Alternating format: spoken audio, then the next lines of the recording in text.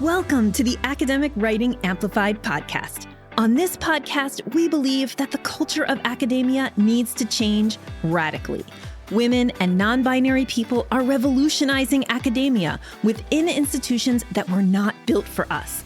If you're ready to reject the culture of overwork, kick guilt and overwhelm to the curb, and amplify your voice to make a real impact on your field without breaking down or burning out, you're in the right place. With our team of experienced writing coaches as co-hosts, we'll share insights and talk to inspiring guests to bring you the practical strategies, systems, and mindset shifts you need to find time to write, publish work you love, and design your career on your terms. And it all starts with writing. Let's go. Hello, and welcome back to the Academic Writing Amplified podcast. I'm your host, Kathy Mazak, and I'm so glad that you tuned in today. Today, I have another episode for you that I'm pulling out of our Alumni audio newsletter. So basically, if you've taken one of my programs, then you have been invited to subscribe to an audio newsletter. It's a private podcast that you listen to right in your podcast app. And it's a little more unguarded. It's a little more like off the cuff than my usual podcast episodes. And in this case, it is a response to a coaching call that I had with somebody who really has, is suffering from their own success, as the title implies. So I was able to record this episode right after my coaching call with her and then get it up onto our newsletter feed. So it's really fresh and I think it's really good. And I hope that you enjoy it. So you'll hear me in the episode talk about the fact that this is, an episode from the Alumni podcast. Now, also, before we jump in here, the program I was coaching in was my new Leading Now program for leaders in academia.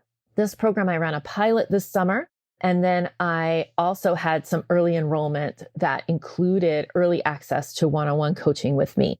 So I have thought for all this summer and up until, yesterday really, I was thinking I'm going to only offer this program to people who are alumni of one of my other programs. But there remains about 3 to 5 spaces left in the program, depending on how the rest of enrollment goes with my alumni. And I really wanted to fill those spaces. And the reason is, I think so many leaders out there right now, that's why the program is called Leading Now, are in a difficult situation where they need the kind of skill upgrade and support that the Leading Now program is going to offer. So at the end of this episode, I have some more information about how you can find out more about Leading Now and also who it's for and how to apply. So if you're interested, please do listen all the way to kind of the last 2 minutes or so when I come and talk about that. But if you're listening to this podcast and it's resonating with you as a leader in academia, that wow, I am running an organization within an organization, and I do need to get better at that. And it's a skill set that nobody's teaching. Well, we're teaching it in Leading Now, and we're not just teaching it, but we're coaching on it, which means that we're supporting you in your transformation to become the leader who you want to be. So you'll find links in the show notes to an information doc and also to an application. Have a listen to this podcast. And then if you are in any type of leadership role, including a PI, which is who I'm talking about in this episode, but also department chairs, program directors, anybody who is holding the leadership burden and doing that work of leading people through the implementation of the university's work in the world, those are the people who are right for Leading Now. We already have an amazing group forming. If you want to be part of it, there's not going to be too many podcast episodes about this, just this one, maybe one more. If you want to find more information, you do need to act fast because we're starting on September 11th. So check out the link in the show notes, listen to this episode, reach out, write to me at Kathy@scholarsvoice.org. Let me know what you're thinking. And if you are in a leadership position that might be a good fit for the Leading Now program, I would love to support you. All right, have a listen. I hope you enjoyed this episode. Hello, and welcome back to the Scholars Voice Alumni podcast. I'm Kathy Mazak, and I'm so glad you're here.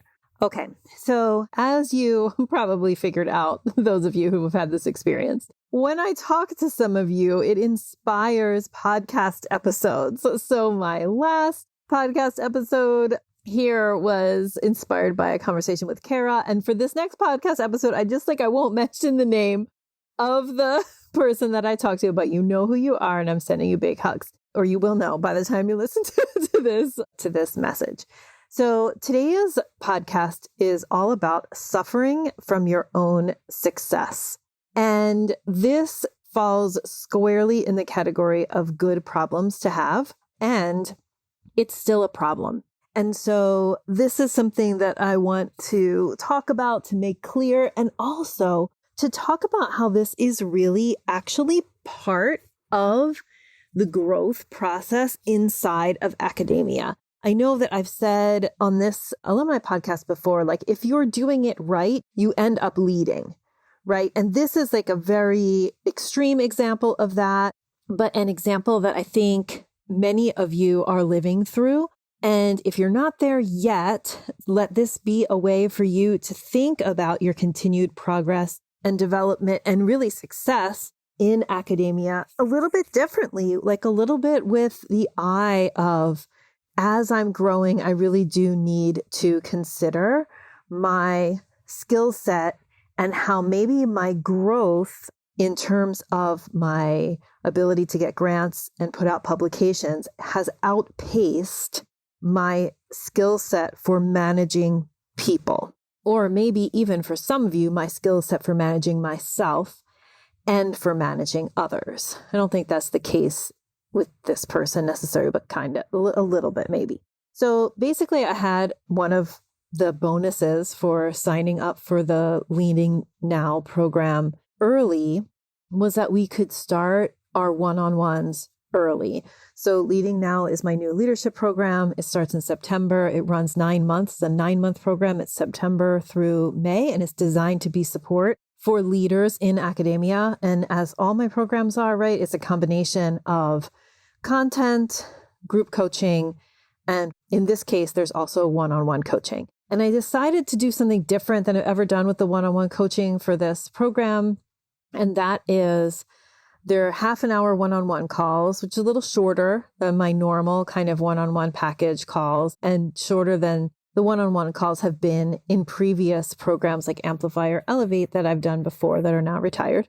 I made them half an hour long, but I'm letting or encouraging people to use as many as they need.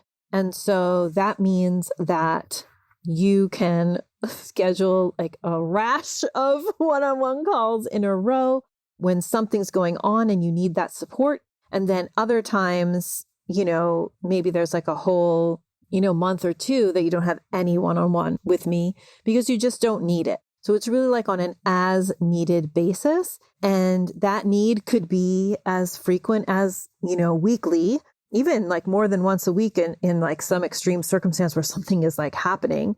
But yeah, so those one-on-ones, in fact, you can still do this as soon as you register for the program, or it's July, August. Yeah.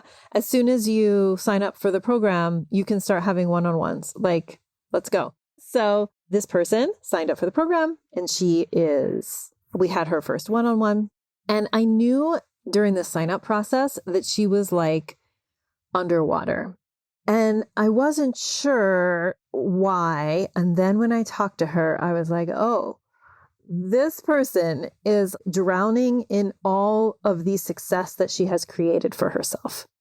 And again, like this is in the category of good problems, but good problems that are a result of success or a result of good things that happen are still problems, and they still can make us suffer quite a lot.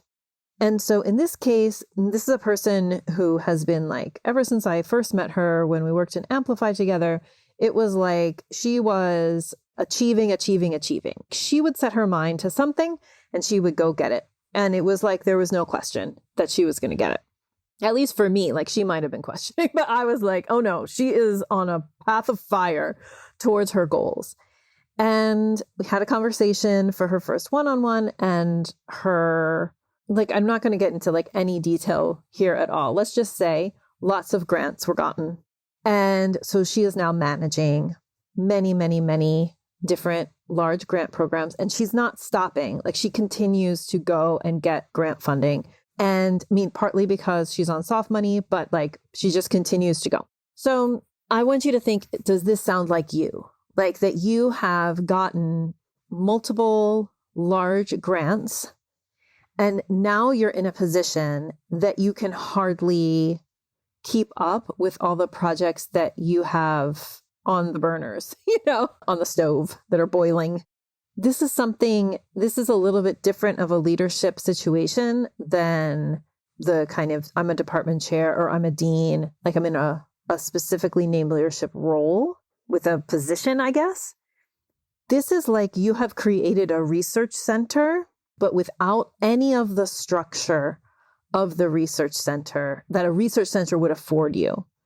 So this is not, and this podcast is inspired by a particular person, but she is not the only one. Like this is a pattern that I have seen over and over again, especially with people who, well, I don't want to give like too much like identifying information away, but like in certain fields, I'm seeing this kind of more than others. And there's a culture across all fields of like, go, get your money, like bring us money, bring us indirect costs. But in certain fields, it's definitely there's more pressure than in others. And in certain universities, of course, the higher you go up in kind of tier ranking or like, an R1 versus an R2 versus an R3 versus a Slack would be, obviously it's different there as well. But what can happen is that when you have like multi-millions of dollars in grants and several major grant projects happening at once, what you have essentially done, and you're the PI, right? And maybe you're the co-PI on some things, but like you're the PI, you have essentially built what a research center might be managing, but you are managing it as one person. And so there's a few problems. One is you are not supported as the director of a research center or somebody who runs a center. A research center would have a structure to it that would give support to the director, and that there would be somebody whose job it was to project manage and to manage communications. And at the very, very minimum, there would be an assistant to the director, probably full-time, who would do that role. Or there might be many different people, there might be project managers and whatever, but this is like a whole structure that is meant to support the mission of the research center, but you don't have that structure. You're just you. And so what happens is when you're a research center, right, like you would get some of the indirect costs, or you would get some of that structural part of support that you don't have when you're an individual. And so what happens is you have multiple large projects going, right? Each of those projects will likely be related, but not exactly the same. Each project or each grant project, right, might have overlapping, I want to say faculty, actually, I'm going to say personnel, okay? But not always, right? There's some people who work on just this one thing. I'm a postdoc on this one project, or I'm a graduate research assistant or an undergrad research assistant on just this one. So not everybody is working on everything, but some people are working on more than one thing. And basically you are running a staff, like you are running an organization, but there's no one, like there's no support person. Like you don't have a right hand, which is really necessary in situations like that. But you also don't have an organizational structure where you have middle management. Like you have somebody who is helping projects flow, somebody between you and the implementers. If you just have one large grant project, you might not need that, right? Or let's imagine you have a lab, right? And the structure of a lab, also, there's some structure in a lab. There's a physical place, but there's also some structure. You might have a lab manager. Maybe you share the lab manager, but you have a lab manager. Maybe you have a postdoc, and then you have under it, and you can create this little structure where there's you and there's a lab manager who's teaching protocols to the undergrads and there's a postdoc who's, supervising a particular research project. And, so there's a little structure that gets built inside of a lab. The problem is that if you don't have a lab per se, but you do have these multiple giant projects, there's just no structure of support for you. And what's happening in the case of this particular person, but that also, it's not just her, I see this all the time, is that you're bringing in huge amounts of money in direct costs, millions and millions of dollars in indirect costs. And you are not seeing that in terms of support for the organization that you are now basically running. We've been talking about on this podcast, right? The organization inside the organization. So basically, again, you've created a research center, but you don't have any of the benefits of the research center in terms of structural support for you and for managing projects, right? These big projects, multifaceted projects. So what I want you to understand is that this is a result of success. And again, in certain fields, there's definitely more of a push for these giant grants and these things, right? But it can happen in any field where you are out there doing what you are supposed to do according to your university, or just doing what you want to do or enjoy doing. I loved getting grants. I loved having a budget and having being able to hire and working with people because, I'm super social. I want to work with people, And that was really fun for me. So it was also this is what I'm doing. I'm doing it because I want to. And actually, the bigger my research got, the more the university was I don't know. She's kind of asking for a lot because I would keep asking for a lot. I wanted space, I wanted equipment, and I wanted support. And I eventually built a qualitative research center. It did not stick because it kind of fell apart after I left, but it's fine. Anyway, the point is that whether you're doing what you're quote unquote supposed to be doing by going out and getting funds, or you're doing what you deeply desire to do, the result of the success is the same. You end up with people who you need to manage and projects who you need to manage. And your skill set for doing that management sometimes is not caught up to the level of management that skill that you need. So for example, if you've had success at managing projects in a certain way, that same way of managing projects that worked for you when you had $1 million grant might not still work for you when you have 5 $2 million grants. So the way that you need to level up is not just in your subject level area and academically and in your grant writing skills and even in your writing and publishing. That might all be okay. That's not the only places that you need to up level. You also actually need to up level in management.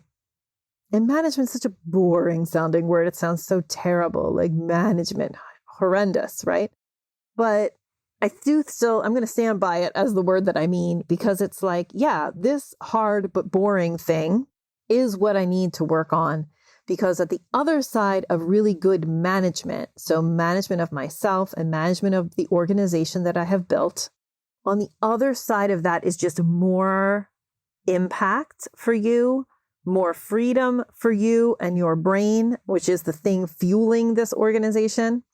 So it really is like that good management of people developing talent, choosing talent, developing talent, utilizing talent to the best that you can. All of that is going to help you unlock like a very impactful but less stressful career. So you get all the impact of your work getting out there, of the funding and the what it's supporting, of graduating students, of your ideas out there in top tier publications. You get all of that, but you get much less stress because it's not only you who is doing everything. And you probably that's what I'm seeing, just this ability to increase your capacity to achieve, to do more and more. But then there's like a ceiling. And the ceiling is the skill set around organization building and organization management. And again, like the reason I want to say this is because like nobody ever tells you this, right? Like this isn't something that is talked about very often. And again, it's a good problem to have. It's about success. It's about like you are successful. So you are, I wouldn't say burdened, but I think I'll say tasked. You're tasked with up-leveling your management skills. And again, it sounds blah. It sounds like I don't really want to do that. And maybe I just want to go be an academic alone in a corner.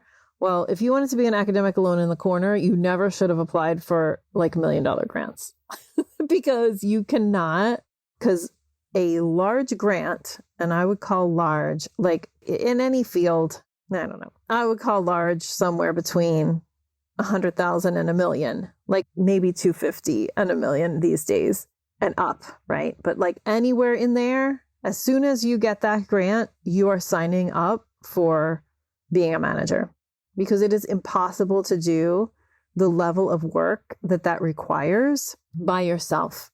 And it might be impossible or just very, very stressful to do that level of work with the skill set you currently have. So to go back to this client who I had her first one-on-one with, like I have no doubt that she is going to nail all of the management stuff. She just has been like on a runaway train and hasn't gotten to stop and really think about or develop those skills. And that's what we're going to do in the program. That's what we're doing and leading now. So it holds that space. And I'll just like continue to have one-on-ones until we sort this. And then in September, we will start the program. And one of the things that we do inside of the program is we basically talk about different visual ways to represent your organization. So first of all, you have to accept that you have created an organization. And then we look at different ways to visually represent your organization. Look at two main ways. And what are you seeing when you visually represent the organization in these two different ways? And then it's like almost like back outlining an article. It's like describing your organization through different types of organizational charts. And then we really get to look at those managerial relationships, the lines of communication, and the different things that are required to manage that and lead that organization.